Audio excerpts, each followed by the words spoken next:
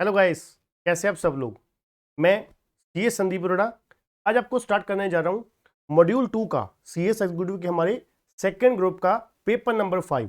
जैसे कि आपको पता है हमारे सी एस एग्जीक्यूटिव के ग्रुप 1 में 4 सब्जेक्ट हैं और सेकेंड ग्रुप में भी 4 सब्जेक्ट हैं। और सेकेंड मॉड्यूल में मतलब ग्रुप में जो फर्स्ट सब्जेक्ट है पेपर नंबर 5 जो है वो किस चीज़ का है, कॉर्पोरेट एंड मैनेजमेंट अकाउंटिंग का। ठीक है, आज हम वो स्टार्ट करने जा रहे हैं। जैसे कि आपको पता है हमारा जो टोटल सिलेबस है पेपर नंबर 5 का कॉर्पोरेट एंड मैनेजमेंट अकाउंटिंग का, ये 2 पार्ट्स में डिवाइडेड है।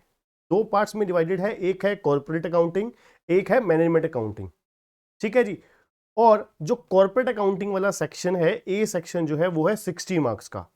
नंबर 2 जो हमारा बी सेक्शन है मैनेजमेंट अकाउंटिंग, वो 40 मार्क्स का है। अब देखिए सबसे बड़ी बात यहां पर यह आती है कि हमारा जो पूरा का पूरा सिलेबस है 100%, जो चाहे वो कॉर्पोरेट का हो चाहे वो मैनेजमेंट अकाउंटिंग का हो, टोटल जो हमारा 100% सिलेबस है वो मल्टीपल चॉइस क्वेश्चन बेस्ड है। जैसे कि हमारे को 100 नंबर के पेपर में 100 क्वेश्चन आने वाले हैं। 100 नंबर के पेपर में 100 क्वेश्चन, एक एक नंबर के 100 क्वेश्चन आएंगे। ठीक है, और सबसे बड़ी बात यह है कि हमारे को एक क्वेश्चन के लिए 1 मार्क्स मिलेगा अगर हमने सही कर दिया। अगर हमारा आंसर गलत होता है, अगर हमारा आंसर गलत होता है तो उसके लिए नेगेटिव मार्किंग है बच्चों 0.25। 0.25 मार्क्स हमारे काटे जाएंगे हर गलत क्वेश्चन के लिए, गलत आंसर के लिए। ठीक है जी। अब देखिए आज हम स्टार्ट करेंगे सबसे पहले मैनेजमेंट अकाउंटिंग के साथ, क्योंकि मैनेजमेंट अकाउंटिंग का सिलेबस बड़ा लिमिटेड सा है और आसान चैप्टर है जो आपके बड़े ही अच्छे तरीके से, बड़े ही मजे से आपके ये चैप्टर हो जाएंगे। ठीक है जी। तो मैं सबसे पहले आपको बता दूं, मेरा नाम सी एस संदीप अरोड़ा है और मेरी क्वालिफिकेशन जो है बीकॉम सीए और टीएस है। ठीक है जी। मैं टीएस एग्जीक्यूटिव स्टूडेंट्स को 2011 से पढ़ा रहा हूँ। ठीक है, जैसे कि आपको पता है पहले आपका 2008 सिलेबस होता था, फिर 12, फिर उसके बाद हमारा जो नया सिलेबस अब हम पढ़ रहे हैं जिसमें corporate and management accounting paper number 5 है वो हम करने जा रहे हैं। ठीक है जी। मैं आपको ये सब्जेक्ट शुरू करने से पहले सबसे पहले एक जो सबसे इंपॉर्टेंट चीज़ है वो हम आपस में बात कर लें, जिससे क्या है आपको इस सब्जेक्ट को समझने में, इस सब्जेक्ट की किस तरीके से हमें तैयारी करनी है, प्रिपरेशन करनी है, वो बहुत ही आपके लिए अच्छा रह जाएगा। क्योंकि इस सब्जेक्ट में आप इतने अच्छे मार्क्स स्कोर कर सकते हो जो क्या है पूरे के पूरे आपके ग्रुप को बड़े ही अच्छे तरीके से, बहुत ही शानदार तरीके से आपकी जो ओवरऑल स्कोर है, ओवरऑल वेटेज जो हमारे 50% है उसको कहीं ऊपर ले जाएगा। बहुत ही आपका यहाँ पर ये जो सब्जेक्ट है बहुत ही ज़्यादा मददगार साबित होगा पूरे ग्रुप को क्लियर करवाने के लिए। इसलिए ये सब्जेक्ट आप इतने अच्छे से आपको करना है कि आपको एक एक टॉपिक, एक एक चैप्टर बहुत ही अच्छे तरीके से, इतने अच्छे तरीके से करना है। उसका प्रैक्टिकल, थ्योरेटिकल पोर्शन सब कुछ हम 1 बाय 1 डिस्कस करके चलेंगे। ठीक है जी। तो सबसे पहले बच्चों हम इस लेक्चर से स्टार्ट करेंगे मैनेजमेंट अकाउंटिंग। जैसे कि मैंने आपको बोला मैनेजमेंट अकाउंटिंग कितने मार्क्स की है, 40 मार्क्स की है।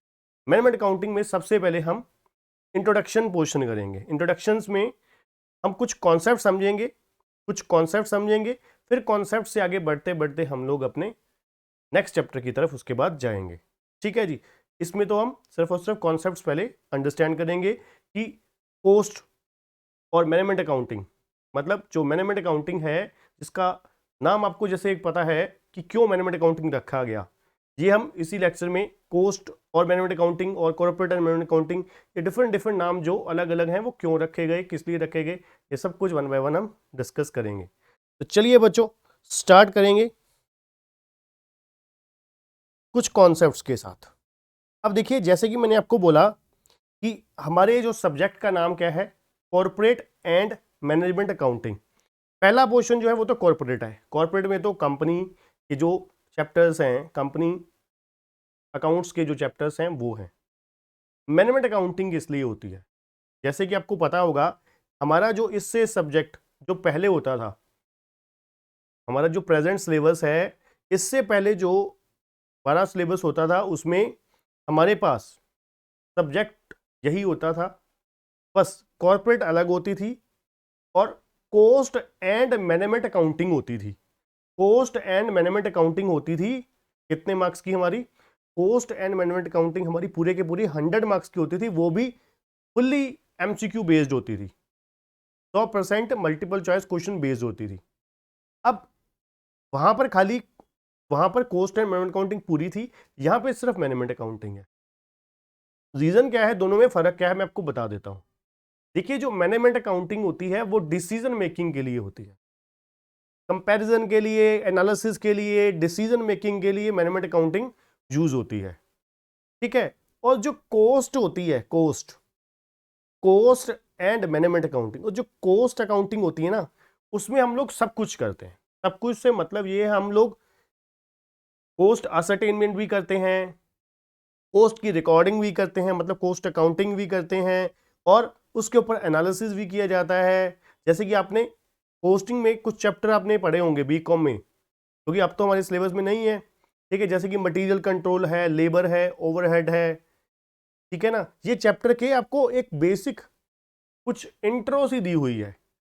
अपने स्टडी मटेरियल में देखोगे ना, ICSI के स्टडी मटेरियल में देखोगे, वहां पर आपको मटेरियल, लेबर एक एक दो दो लाइनों में दिया हुआ है, बट वो पेपर में नहीं आते, ठीक है जी। क्योंकि जितने चैप्टर है उनमें सिर्फ इंट्रो दी गई है, सिर्फ इंट्रोडक्शन दी गई है कि ये मटेरियल होता है जी, इसमें ये चैप्टर अपना कंपोनेंट्स हैं प्रोडक्शन के, सब कुछ बताया हुआ है जस्ट। इसके अलावा पेपर में आप देखोगे ना, अभी तक कुछ भी नहीं आता वहां पर, पॉसिबल भी नहीं है 40 मार्क्स में, ठीक है। मतलब क्या है, हमारे पास जो अभी एट प्रेजेंट सिलेबस है उसमें मैनेजमेंट अकाउंटिंग 40 मार्क्स की जो है, उसमें सारा डिसीजन मेकिंग वाले आते हैं, जैसे कि मार्जिनल कॉस्टिंग, बजटरी कंट्रोल, ठीक है ना, रेशियो एनालिसिस, ठीक है जी। इंट्रोडक्शन में हम लोग बेसिक कॉन्सेप्ट समझेंगे कि किस तरीके से क्या क्या कॉन्सेप्ट जो है मैनेजमेंट अकाउंटिंग में यूज होने वाले हैं यहाँ के, ठीक है जी। तो चलिए शुरुआत करेंगे सबसे पहले कॉस्टिंग के से। जैसे कि मैंने आपको कॉर्पोरेट एंड मैनेजमेंट अकाउंटिंग क्या होता है, कॉस्ट एंड मैनेजमेंट अकाउंटिंग क्या होता है, ये डिफरेंस मैंने आपको बता दिया। ये आपको नहीं भी बताता तब भी चलता, बट आपको देखिए जो सब्जेक्ट आप कर रहे हो वो आपको जरूर पता होना चाहिए कि आप उस सब्जेक्ट को क्यों कर रहे हो, वो सब्जेक्ट एक्चुअल में डिफरेंस क्या है। जो हमने बीकॉम में पढ़ा था, जो पहले नाम था और अब नाम है, उसमें क्या फर्क है भैया, ठीक है ना। जो पहले नाम था वो अब ना, जो और अब नाम है, दोनों में क्या अंतर है, डिफरेंस क्या है, ठीक है। हम वैसे ही दोनों में कोई डिफरेंस नहीं है, बस बुक का नाम चेंज कर दिया और कुछ नहीं, ऐसा नहीं होता, ठीक है ना, प्रैक्टिकली ऐसा नहीं होता। अब देखिए, चलिए मैनेजमेंट अकाउंटिंग के ऊपर आते हैं। इसमें हम मैनेजमेंट अकाउंटिंग के, कॉस्ट अकाउंटिंग के आपके कुछ कुछ बेसिक कॉन्सेप्ट्स डिस्कस करेंगे। सबसे पहले है कोस्टिंग। कोस्टिंग क्या होता है, कहते हैं costing is the technique and process, costing is the technique and process of ascertaining the cost. कहते हैं कोस्टिंग क्या है, एक टेक्निक है और प्रोसेस है ऑफ असरटेनिंग द कोस्ट। अब इस पेन को बनाने के लिए, इस मोबाइल को बनाने के लिए, मान लीजिए, ठीक है, मोबाइल को बनाने के लिए, कैलकुलेटर को बनाने के लिए क्या cost I, that is called costing, ठीक है जी। किसी भी मोबाइल को बनाने के लिए, किसी भी मान लीजिए प्रोडक्ट गुड्स को बनाने के लिए जो भी cost I, that is called costing, ठीक है जी। उस प्रोसेस को, हम इस पेन को बनाने के लिए कितना खर्चा आया, उस प्रोसेस को हम क्या बोलते हैं, कोस्टिंग बोलते हैं। असरटेनमेंट करना और उसके प्रोसेस को कोस्टिंग बोलते हैं, ठीक है जी। कहते हैं these techniques consist of principles and rules which govern the procedure of ascertaining the cost of product और सर्विस, ठीक है जी। अब मान लीजिए एक होटल कंपनी है, वो जानना चाहती है कि हम सिंगल बेडरूम का कितना रेंट रखें, मतलब फेयर रखें एक दिन का, चार्जेस कितना लें अपने कस्टमर से, डबल बेडरूम का कितना चार्जेस लें एक दिन का।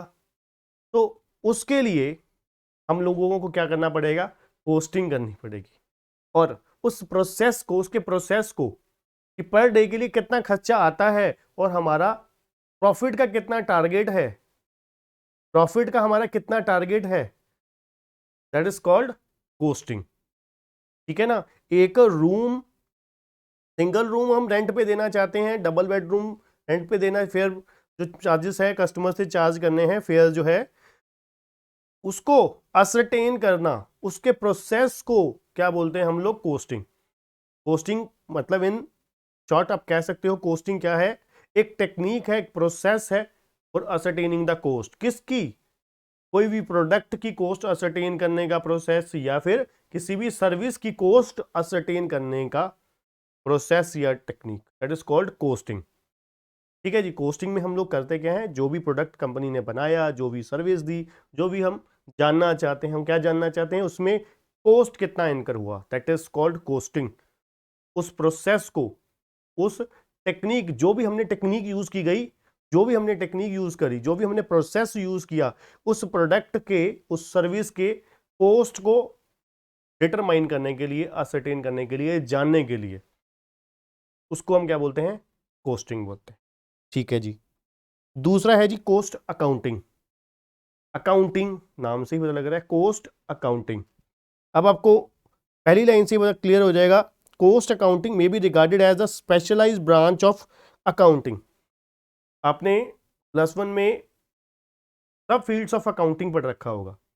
अकाउंटिंग की सब फील्ड्स क्या क्या होती हैं, financial accounting, cost accounting, corporate accounting, management accounting, ये सारी सब फील्ड्स हैं इसकी अकाउंटिंग की है। और कॉस्ट अकाउंटिंग क्या है, ये भी एक सब फील्ड है किसकी, अकाउंटिंग की। ठीक है सर। कहते हैं इसमें हम क्या करते हैं, कॉस्ट अकाउंटिंग में हम लोग क्या करते हैं, क्लासिफिकेशन करते हैं, एक्यूमुलेशन करते हैं, असाइनमेंट करते हैं और कंट्रोल ऑफ कॉस्ट करते हैं। ठीक है जी। Cost accounting as classifying, recording and appropriate allocation of expenditure for determination of cost of product and services and for the presentation of suitable arranged data for the purpose of control and guidance of management। बहुत अच्छी अच्छी बातें दो ही लाइनों में लिख दी गई। कहते हैं सबसे सबसे बड़ी बात, पहले मैं सब कुछ इरेज कर देता हूं, आपको क्लियर हो जाएगा अंडरस्टैंड करना। ठीक है जी। सबसे बड़ी बात, कॉस्ट अकाउंटिंग कहते हैं as classifying, recording and appropriate allocation of expenditure. कहते कॉस्ट अकाउंटिंग क्या है, क्लासीफाइंग, क्लासीफाई करना एक्सपेंडिचर को, जो खर्चे इनकर हुए हैं, जो अमाउंट इनकर हुई है, कॉस्ट इनकर हुई है, उसको हम लोग क्या करते हैं, क्लासीफाई करते हैं। क्लासीफाई कैसे करते हैं जी, ये डायरेक्ट मटेरियल है, ये इनडायरेक्ट मटेरियल है, ये डायरेक्ट लेबर है, ये इनडायरेक्ट लेबर है, ये फैक्ट्री ओवरहेड्स है, ये जी एडमिनिस्ट्रेशन ओवरहेड्स हैं, ये सेलिंग एक्सपेंसेस हैं, ये डिस्ट्रीब्यूशन ओवरहेड्स हैं, दैट इज कॉल्ड क्लासिफिकेशन। ठीक है जी। सभी एक्सपेंडिचर को हमने क्या किया, क्लासीफाई कर दिया। उसके बाद फिर हमने उनको क्या किया, रिकॉर्ड कर दिया, नंबर 2। नंबर 3, एप्रोप्रिएट, उनको क्या किया, एलोकेशन कर दिया हमने, appropriate allocation of expenditure, allocate कर दिया एक्सपेंडिचर किसको, मान लीजिए वहां पे 4 प्रोडक्ट बनते हैं, मान लीजिए वहां पे 4 प्रोडक्ट बनते हैं, अब उन 4 प्रोडक्ट को एलोकेट कर दिया, ABCD, चारों प्रोडक्ट को एक्सपेंडिचर जो है वो एलोकेट कर दिए। ठीक है सर। और कहते हैं for determination of cost of product और service and for the presentation of suitably arrange data. ठीक है जी। सूटेबली अरेंज डेटा जो किसको चाहिए, कंट्रोल और गाइडेंस के लिए चाहिए मैनेजमेंट को। मैनेजमेंट कॉस्ट कंट्रोल करना चाहती है, वो जानना चाहती है कि भैया यहाँ पर हमारा खर्चा तो इतना आना चाहिए था, हमने स्टैंडर्ड सेट और डिटर्मिनेशन जब स्टार्टिंग में एस्टिमेशन किया था तो एक्सपेक्टेड कॉस्ट हमारी इतनी बनती थी, पर एक्चुअल कॉस्ट इतनी आई है। तो हम लोग क्या करते हैं, रिकॉर्ड करने का अकाउंटिंग का फायदा क्या हो गया, अकाउंटिंग का फायदा ये हो गया, हमें पता लग गया कि हम लोग कहाँ पे स्टैंड करते हैं, हम लोग कहाँ पे स्टैंड करते हैं, हमारा जो एक्सपेंडिचर है वो कितना इनकर हुआ, हमने एस्टिमेट कितना लगाया था, अबव द लिमिट कितना हुआ है। ठीक है जी। अबव द लिमिट कितना हुआ है, ये सब कुछ हमें पता लग गया। किससे पता लग गया, कॉस्ट अकाउंटिंग से पता लग गया। ठीक है ना। कॉस्ट अकाउंटिंग हम किस लिए कर रहे हैं, कोई भी प्रोडक्ट हमने बनाया उसका हमने सारे एक्सपेंडिचर जो थे वो रिकॉर्ड कर दिए, पहले क्लासीफाई कर दिया, फिर उसको रिकॉर्ड कर दिया। ठीक है। फिर हमने सूटेबली अरेंज कर दिया, सूटेबली पहले, ठीक है, पहले क्या किया, रिकॉर्ड किया, क्लासीफाई किया, फिर हमने क्या किया, एलोकेट कर दिया एक्सपेंडिचर ABCD प्रोडक्ट को, सर्विसेज को। ठीक है। फिर हमने उसको मैनेजमेंट द्वारा यूज किया गया, मैनेजमेंट द्वारा यूज किया गया किस लिए, डिसीजन मेकिंग के लिए। कौन से डिसीजन मेकिंग के लिए, डिसीजन मेकिंग के लिए हमने यूज किया कि भैया हमें क्या, अब जो हमने एक्सपेक्ट किया था उससे ज्यादा हुआ है, उससे कम हुआ है।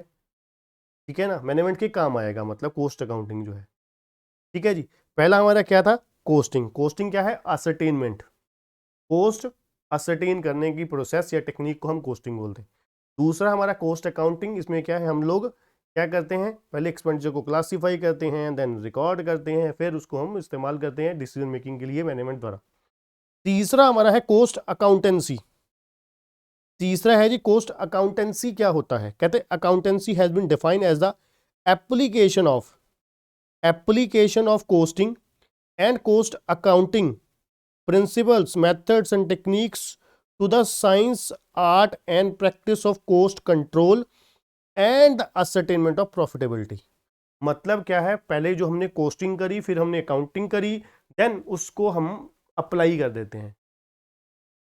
कोस्टिंग में हमने क्या किया, इस पेन को बनाने के लिए कितना खर्चा हुआ, हमने टेक्निक्स लगाई, प्रोसेस फॉलो किए, टेक्निक्स लगा के प्रोसेस फॉलो करके हमने असरटेनमेंट कर दी cost, that is called costing.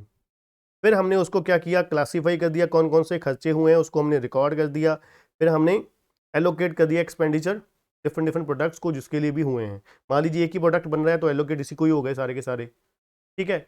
अब उसके बाद हमने क्या किया, अब हम डिसीजन मेकिंग में आना चाहते हैं। अब कोस्ट अकाउंटिंग में मैंने आपको क्या बोला था, वो यूज हम लोग क्लासीफाई कर देते हैं, रिकॉर्ड कर देते हैं, एलोकेट कर देते हैं, ठीक है, पर वो आगे जाके यूज किसके लिए होंगे, मैनेजमेंट के लिए यूज होंगे।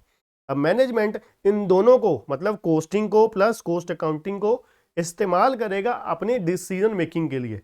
अपने समय समय पर जो से डिसीजन लेने हैं, डिफरेंट डिफरेंट डिसीजन लेने हैं, उस डिसीजन मेकिंग के लिए उस डेटा को, अकाउंटिंग को इस्तेमाल करेगा। That is called cost accountancy. उसको हम लोग क्या बोलते हैं, कोस्ट अकाउंटेंसी। ओके है जी, समझ आ गया जी। चलिए बच्चों आगे चलिए सर। नेक्स्ट है बच्चों ऑब्जेक्टिव्स ऑफ कोस्ट अकाउंटिंग। अब कोई भी चीज हम करते हैं उसके हमें ऑब्जेक्टिव तो पता होने चाहिए कि कोस्ट हम लोग किस लिए कर रहे हैं, अकाउंटिंग हम किस लिए कर रहे हैं। कहते हैं नंबर 1, पहला हमारा ऑब्जेक्टिव क्या होता है, क्लासीफाई करना और एनालाइज करना all expenditure with reference to the cost of products and operations. कहते हैं हम लोग क्या करना चाहते हैं, पहला ऑब्जेक्टिव हमारा क्या है पोस्ट अकाउंटिंग का, कि हम लोग एनालाइज करना चाहते हैं और क्लासीफाई करना चाहते हैं सभी एक्सपेंडिचर्स को, ठीक है, with reference to the cost, with reference to the cost of product and operation. हर प्रोडक्ट पे, हर ऑपरेशन पे कितना खर्चा हुआ, हम उसके हिसाब से उसको क्लासीफाई करना चाहते हैं। Number 2, to arrive at the cost of production of every unit, job, operation, process, department, service and to develop the cost standard. कहते हैं हम लोग जानना चाहते हैं हर एक यूनिट पे कितना खर्चा हुआ, हर एक प्रोडक्ट पे कितना खर्चा हुआ, हर एक सर्विस पे, हर एक ऑपरेशन पे, ठीक है, हर एक सर्विस पे कितना खर्चा हुआ, कॉस्ट इनकर हुई, वो हम जानना चाहते हैं।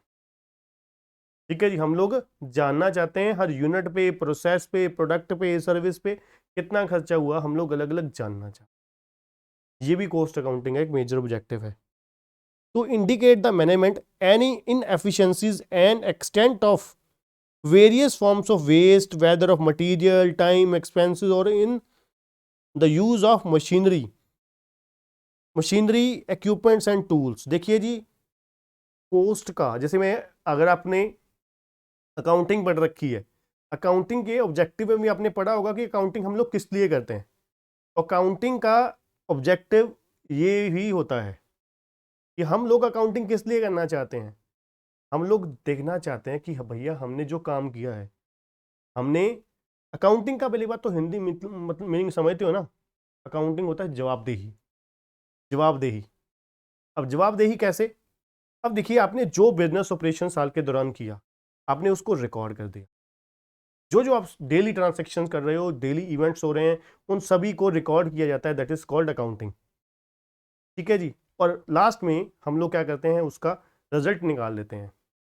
वो अकाउंटिंग क्यों कर रहे हैं, कल को हमारे से कोई कोई गवर्नमेंट, कोई स्टैट्यूटरी, कोई जो ऑब्लिगेशंस हमारे पास एप्लीकेबल है हमारे बिजनेस एंटिटी के ऊपर, अगर कोई भी गवर्नमेंट इंस्टीट्यूशन, गवर्नमेंट एंटिटी हमारे से पूछती है कि भैया अपना रिकॉर्ड दिखाओ, आप किस तरीके से बिजनेस कर रहे हो, ठीक है, आपने जो आपके ऊपर ऑब्लिगेशन बनती थी वो फुलफिल करी है कि नहीं करी, आपने अपनी लाइबिलिटीज डिस्चार्ज करी है कि नहीं करी, तो हम अपने अकाउंट्स लगा के अगले के सामने रख देंगे, देखो भाई हम बड़े ही ईमानदारी से काम करते हैं, हम किसी तरीके का कोई गलत काम नहीं करते बिजनेस में।